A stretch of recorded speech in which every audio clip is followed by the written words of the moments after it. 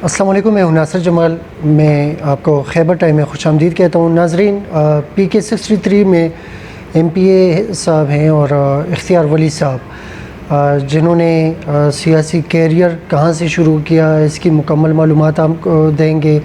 और दूसरी बात ये, यहाँ के मसाइल क्या हैं KP हुकूमत में, इनके साथ जो मुफाहमत या मुज़ाहमत, जो इस किस्म की भी सियासत है या फ़ंड्स के हवाले से इनके इलाके में जितने भी काम हो रहे हैं या हो चुके हैं, उसके बारे में इंशाल्लाह इनसे बात करेंगे। आइए इनसे मुलाकात करते हैं, देखते हैं वो क्या कहते हैं। अस्सलाम वालेकुम जी। वालेकुम अस्सलाम, खुश आमदीद। Thank you sir.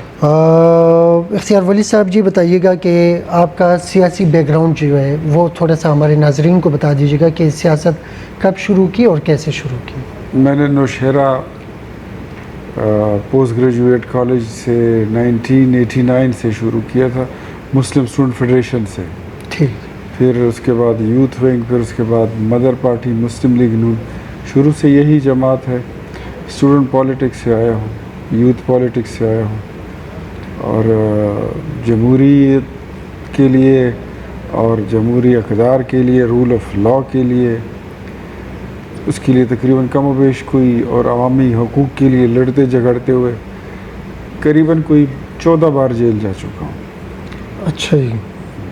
और इतनी कुर्बानियाँ जो है दे दे के, तो अभी आप MPA की सीट पे पहली बार आप। जी, मुझे ठीक जी। बदकिस्मती से हमारे मुल्क में जो कुछ खुफिया हाथ इन्वॉल्व होते हैं इलेक्शंस में, मुझे 2-3 बार इलेक्शन से आउट किया गया।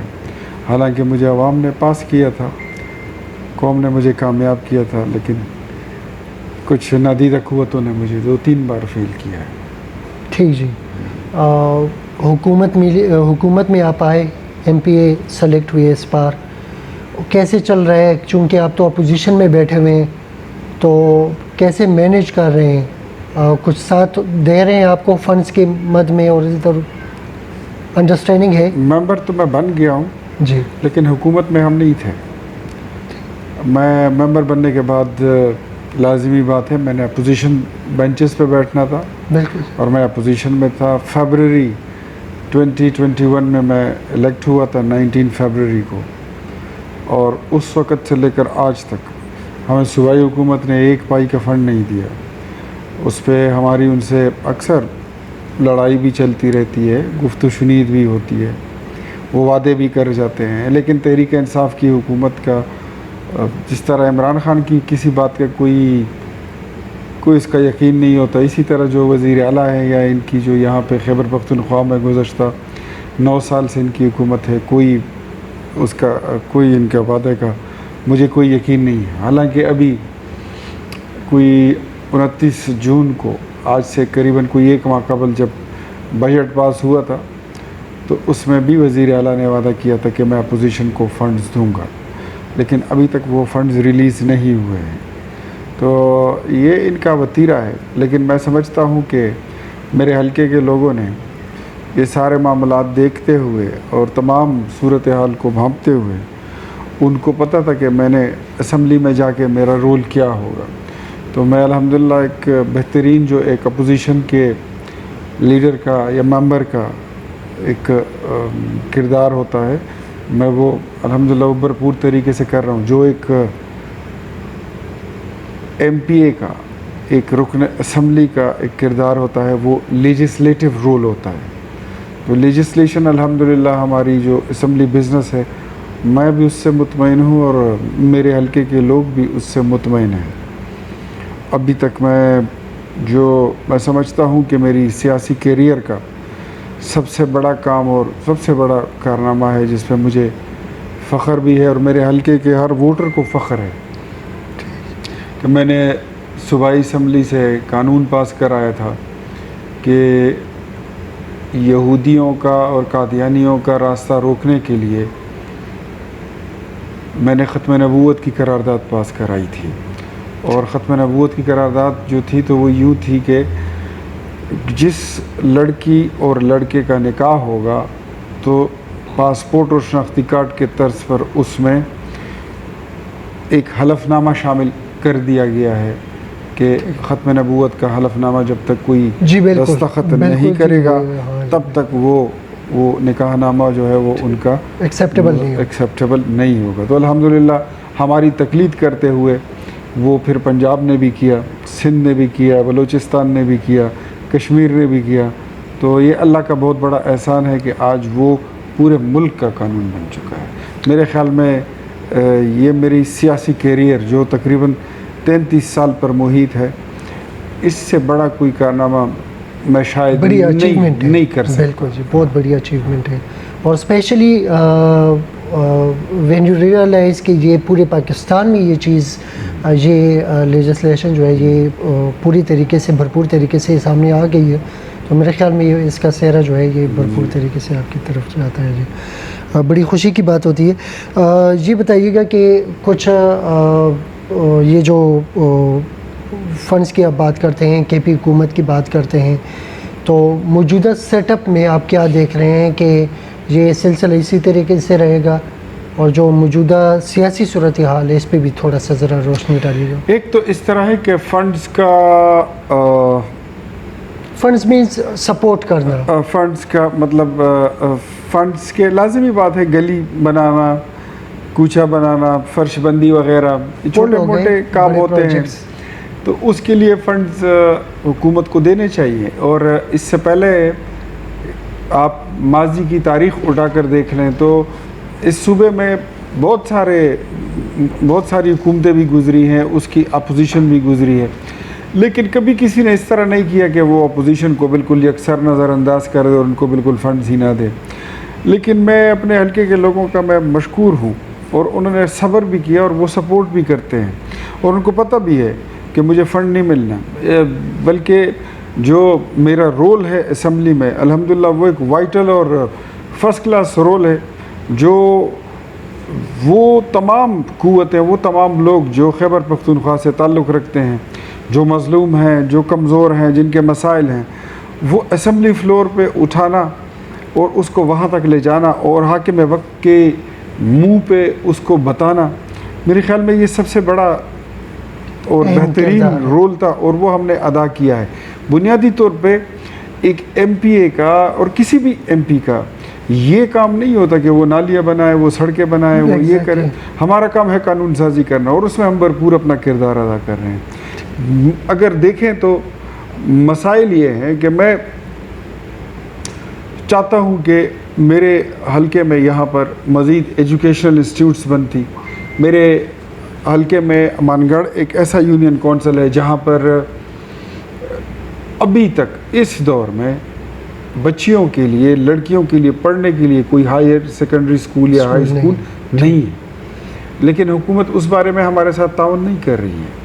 तो ये इस तरह के मसाइल हैं। यहाँ पे कॉलेज भी बनना चाहिए था, एक डिग्री अवॉर्डेड यूनिवर्सिटी बनाना ये मेरा एक ख्वाब था, लेकिन इन कमबख्तों की वजह से हम वो नहीं कर सक रहे हैं। अब 3 महीने से तकरीबन वफाक में हुकूमत तब्दील हुई है, तो वफाक से अब चूँकि अगले इलेक्शन में भी वक्त इतना नहीं है, तो वहाँ से हमें फंड्स मिलना अब शुरू हो जाएंगे, सपोर्ट मिलना शुरू हो जाएगी। वापडा का काम है तो वो हम ठीक ठाक कर रहे हैं, जो पस्को का है बिजली का, तकरीबन अभी इन 3 महीनों में कोई सैकड़ों ट्रांसफार्मर हमने लगा दिए हैं, पोल लगा रहे हैं, तारें खींच रहे हैं। सस्ता आटा जो प्रोग्राम है वो हमने इंट्रोड्यूस करा दिया है, हल्का हल्का वो शुरू हो चुका है। अब नेक्स्ट वीक से वो फुल फ्लेज तरीके से पूरे हल्के में, पूरे ज़िले में और पूरे सूबे में वज़ीर-ए-आज़म का जो सस्ता आटा प्रोग्राम है आम लोगों के लिए, वो जिसमें मतलब एक आटे की थैले की कीमत इस वक्त कोई बाज़ार में 1850 रुपये है, और वो हम लोगों को 800 रुपये का हम दे रहे हैं। तो वो एक काम है, वो हम कर रहे हैं। इसके अलावा अब ये फ़ंड्स रिलीज़ हो जाए तो कहीं कहीं पे जो छोटा मोटा काम हो, सड़क, नाली, कूचा वगैरह, तो वो भी इंशाल्लाह हो जाएगा शुरू। ठीक जी। मौजूदा सियासी सूरत हाल पे आप क्या कहते हैं? पंजाब सिंध में ये जो हलचल है केपी में, इसके बारे में आप क्या कहते हैं? बदकिस्मती है कि हालांकि हमारी सियासत को बड़ा मैच्योर हो जाना चाहिए। पाकिस्तान को बने हुए 75 साल गुज़र चुके हैं। 75 सालों में हमारी जमहूरियत को बड़ा तवाना और बड़ा मजबूत होना चाहिए था, लेकिन माजी की गलतियों से तो पीपल्स पार्टी ने सबक सीख लिया। अवामी नेशनल पार्टी, MQM, मेंगल, अचकज़ई, शेरपाव साहब, मुस्लिम लीग नून, जमीयत उलमा इस्लाम, तमाम पार्टियां जो हैं वो सियासी तौर पर बालिग हो चुकी हैं।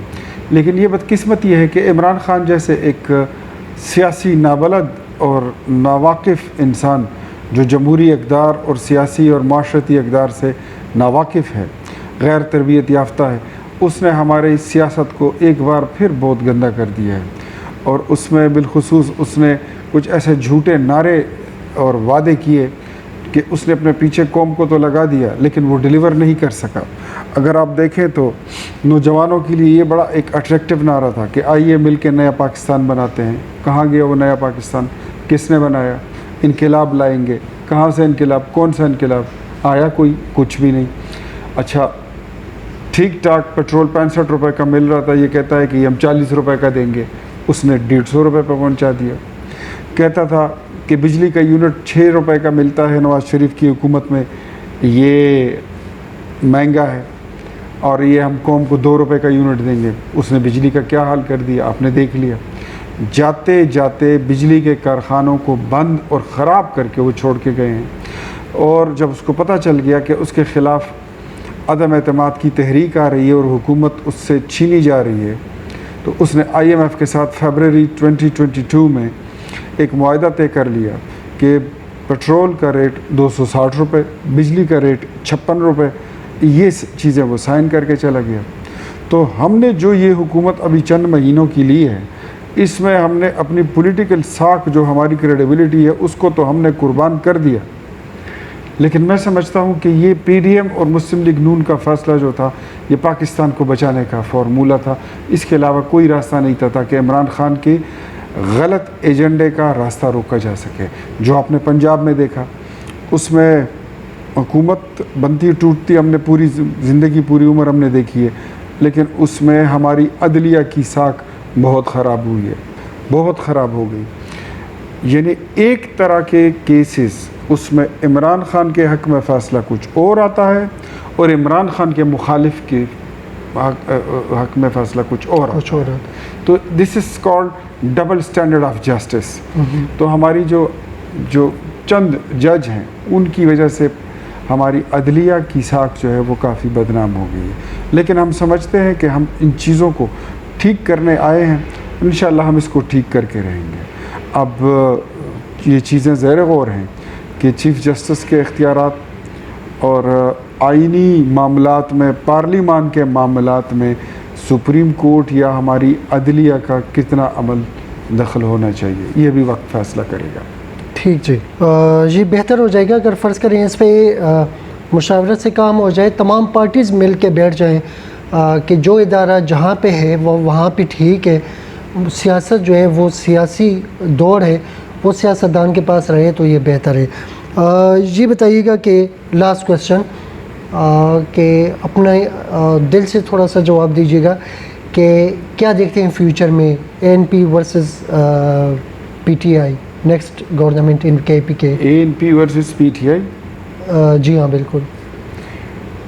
ANP जो है या वो PDM ले लें, PDM वर्सेस ओके PTI इन KPK। अगर फ्री एंड फेयर इलेक्शन होते हैं जी, अगर आवाम को आज़ादाना तरीके से वोट डालने दिया जाता है, तो मैं नहीं समझता कि तहरीक इंसाफ यहाँ पर 10% सीटें भी ले लें, नहीं ले सकती। ठीक, तमाम सियासी जमातें वो एक प्लेटफॉर्म पे जमा हो चुकी हैं और उनके पास मुल्क बचाने का एजेंडा है।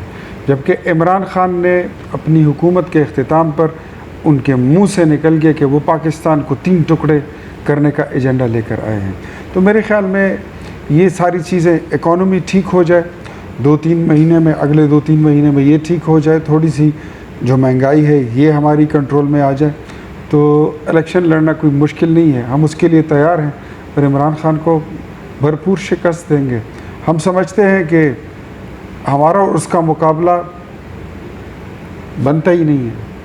एक तरफ चोर है, एक तरफ चौकीदार है, एक तरफ मुल्क बनाने वाले लोग हैं, एक तरफ मुल्क तोड़ने वाले लोग हैं, एक तरफ इस मुल्क को एटमी क़ुव्वत बनाने वाले, मोटरवेज देने वाले, ग्वादर पोर्ट देने वाले और साथ में सी पैक बनाने वाले लोग हैं, तो दूसरी तरफ आप चेक करें कि इमरान ख़ान ने पाकिस्तान की 75 साल तारीख़ में जितना कर्ज़ तमाम हुकूमतों ने लिया था, को 27,000 अरब रुपए था, इमरान ख़ान ने अकेले 25,000 अरब का कर्ज़ लेकर उसने एक प्रोजेक्ट तक वो कौम को नहीं दिखा सकता। और उसके किए हुए प्रोजेक्ट, चाहे वो BRT हो, उस पर करप्शन के दाग लगे हुए हैं। मालम जबा अराजी स्कैंडल करप्शन का मामला है।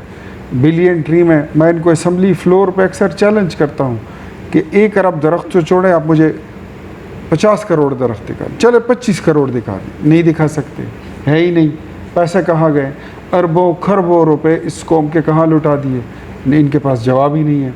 अगर इनसे हम पूछें कि आप हमें रिंग रोड स्कैंडल करप्शन का जवाब दें, ये जवाब नहीं दे सकते। अगर हम इनसे पूछें कि फ़राह खान गोगी किसकी फ्रंट वूमेन थी, इनके पास जवाब नहीं है। ये जो शबीर गुजर है, ये उस्मान बुज़दार की करप्शन, कोई ये मतलब एक से एक बढ़कर करप्ट बंदा इनके पास बैठा हुआ है। और ये बात करते हैं करप्शन की, ये बात करते हैं चोरी की, तो खुद चोर मचाए शोर वाली पॉलिसी है। तो अब हम इंशाल्लाह आप देखेंगे कि मुस्लिम लीग नून अगले चंद दिनों में एक नए तरीके से, नए वलवले के साथ और नई स्ट्रेटजी के साथ हम पब्लिक में भी जा रहे हैं। हमारी media policy, social media policy सारी हम उसको रिव्यू कर रहे हैं। तो हम इंशाल्लाह इन चीज़ों को काउंटर करना जानते भी हैं और ये इस वक्त हम पे फ़र्ज़ हो चुका है। तो होपफुली मैं समझता हूँ कि इमरान ख़ान के साथ हमारा कोई मुकाबला है ही नहीं। वो तो जितनी मनफी सरगर्मियाँ कर सकता था, पाकिस्तान को जितना बुनियादी असास जो पाकिस्तान का है उसको जितना वो नुकसान पहुंचा सकता था, उसने नुकसान पहुंचाया है। और हम इंशाल्लाह उसके तमाम नुकसानात का अजाला भी करेंगे और मुल्क को एक सही दुरुस्त सिमत पे डालना, ये इंशाल्लाह ये हमारा एजेंडा नंबर 1 है और हम इंशाल्लाह इसको डाल के दिखाएंगे। ठीक जी, बहुत बहुत शुक्रिया इख्तियार वली साहब आपका, इंतहाई मशकूर हैं, आपने खैबर टाइम को वक्त दिया। नाजरीन, जज्बा जो है वो आवाम की खिदमत का हो, पार्टी मैटर नहीं करती, चाहे एक जमात हो या 50 जमातें हों, मैटर जो है वो ये जज्बा करती हैं जिसमें आवाम के लिए कोई रिलीफ़ हो। सियासतदान की भी यही कोशिश होती है कि रिलीफ़ दें अपने इलाके के अवाम को। अगर वो सूबे के लेवल का लीडर है तो वो अपने सूबे को प्रेफर करता है कि सूबे के काम, मेरे सूबे का काम ज़्यादा हो। हर सियासतदान की ये दौड़ होती है और इस दौड़ में हर सियासतदान आगे बढ़ने की कोशिश करता है। Thanks a lot ji, once again बहुत बहुत शुक्रिया इख्तियार वली साहब आपका। इजाज़त चाहते हैं, अल्लाह हाफ़िज़।